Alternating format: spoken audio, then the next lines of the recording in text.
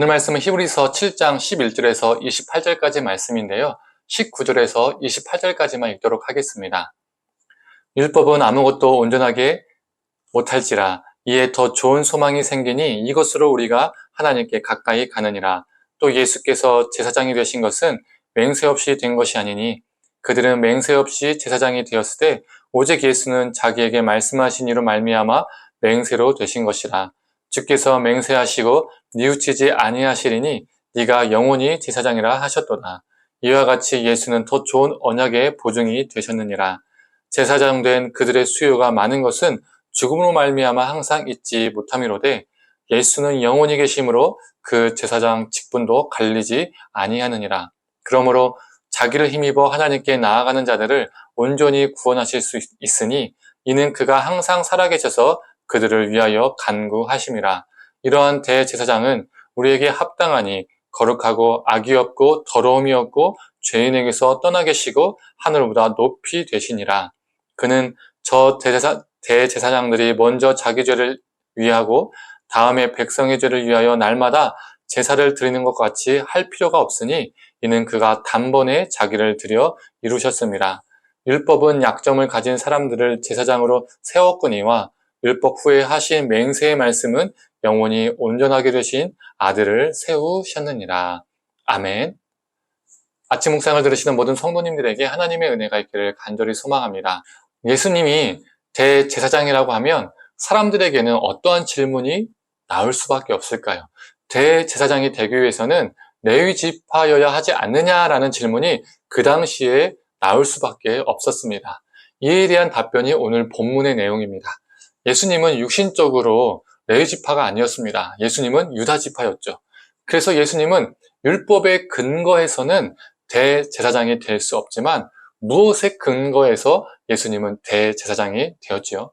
바로 하나님의 맹세, 즉 하나님의 약속에 근거해서 대제사장이 되었음을 성경은 말하고 있습니다. 시편 110편 4절의 말씀입니다. 읽어보겠습니다. 여호와는 맹세하고 변하지 아니하시리라. 이르시기를 너는 멜기세덱의 서열을 따라 영원한 제사장이라 하셨도다. 히브리서 저자는 레위인의 제사장직은 율법에 뿌리를 두고 있는 반면에 예수님의 제사장직은 하나님의 맹세, 하나님의 약속에 근거하고 있음을 선언합니다. 그리고 이사야 66장 21절을 보면요, 이렇게 말하고 있습니다. 나는 그 가운데에서 택하여 제사장과 레위인을 삼으리라 여호와의 말이니라. 이 이사야 말씀은 하나님께서 이방 백성들 중에서도 제사장과 레위인을 삼으시겠다라고 말씀하신 내용입니다. 레위인과 제사장이 레위 혈통, 즉 아론의 혈통이라는 한계 안에서만 갇혀있지 않게 하겠다라고 하나님께서 이사야를 통해서 말씀하신 것이죠. 하나님께서 멜기세덱의 반차를 따르는 대제사장을 세운 이유는 레위지파 제사장들이 온전하지 않았기 때문입니다. 레위지파 제사장들은 어떤 면에서 온전하지 않았지요? 17절과 23절, 24절을 보면 레위지파 제사장직은 죽음에 의해서 계승이 됩니다. 누군가가 죽으면 그 다음 후손이 그 제사장을 물려받고 또 그 사람이 죽으면 그 다음 후손이 제사장직을 물려받아서 그것을 수행하게 되었습니다. 그들에게는 죽음이라는 유한성이 있었습니다. 그러나 오늘 본문은 말하고 있죠. 우리 예수님은 영원한 제사장이십니다. 또한 27절을 보면 레위지파 대제사장직은 어떻습니까? 먼저 자기를 위해서 대제사장이 제사를 드려야 합니다. 본인도 죄인이기 때문이죠. 그리고 백성들의 죄를 위해서 매일매일 제사를 드려야 했습니다. 수많은 다수의 제사를 자신이 대제사장직을 맡고 있는 동안에 반복해서 수행을 해야 했습니다. 그러나 대제사장이신 예수님은 거룩하시고 악이 없으시며 더러움이 없고 죄인들과는 구별되십니다. 죄가 없으신 예수님께서 자기 자신을 단번에 제물로 드리심으로써 제사를 완성하셨습니다. 즉 2번, 3번, 4번 이렇게 다수의 제사를 드릴 필요가 없게 되었죠. 그래서 저자는 수신자들에게 너희들이 유대교로 회귀한다면 다시 매번 수없이 드리는 제사로 회귀하는 것이다. 온전하지 못한 제사로 회귀하는 것이다 라고 말하고 있는 거죠.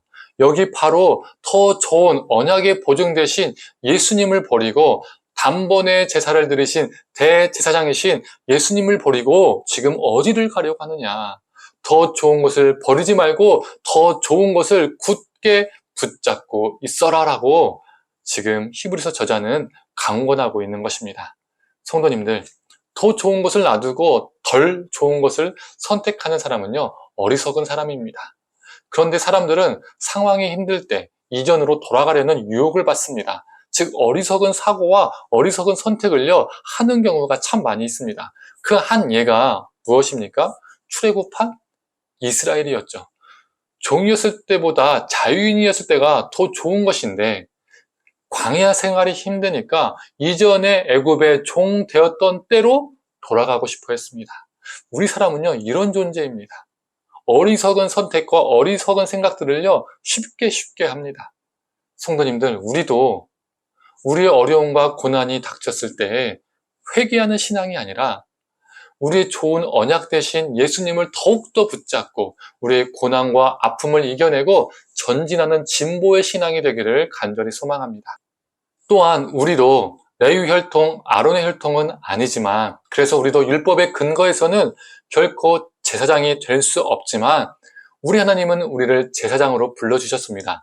베드로전서 2장 9절의 말씀입니다. 그러나 너희는 택하신 족속이요 왕같은 제사장들이요 거룩한 나라여 그의 소유가 된 백성이니 이는 너희를 어두운 데서 불러내어 그의 기이한 빛에 들어가게 하신 이의 아름다운 덕을 선포하게 하려 하십니다.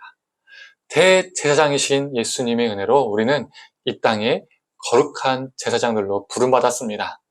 성도님들, 제사장으로서 대제사장이신 예수님을 섬기고 대제사장이신 예수님의 아름다운 덕을 이 땅에 선포하며 살아가는 저와 성도님들 되기를 간절히 소망합니다. 함께 기도하겠습니다. 하나님, 영원한 대제사장이신 예수님을 버리고 덜 좋은 것, 안 좋은 것을 선택하는 어리석은 존재가 되지 않게 하여 주시옵소서. 우리도 우리 삶 가운데 어려움과 역경과 고난이 있을 때 이전의 신앙으로 회개하는 신앙이 아니라 예수 그리스도를 굳건히 붙잡고 더욱더 전진하는 진보의 신앙이 되게 하여 주시옵소서. 우리는 너무 부족하지만 우리는 레위 혈통이 아니지만 우리를 제사장으로 불러주신 그 은혜에 감사해서 대제사장이신 예수님을 우리가 섬기고 제사장으로서 이 땅 가운데 거룩하게 살아갈 수 있도록 주님 붙들어 주시옵소서. 예수 그리스도의 그 아름다운 덕을 선포하며 살아가는 생명의 덕으로 살아가게 하여 주시옵소서.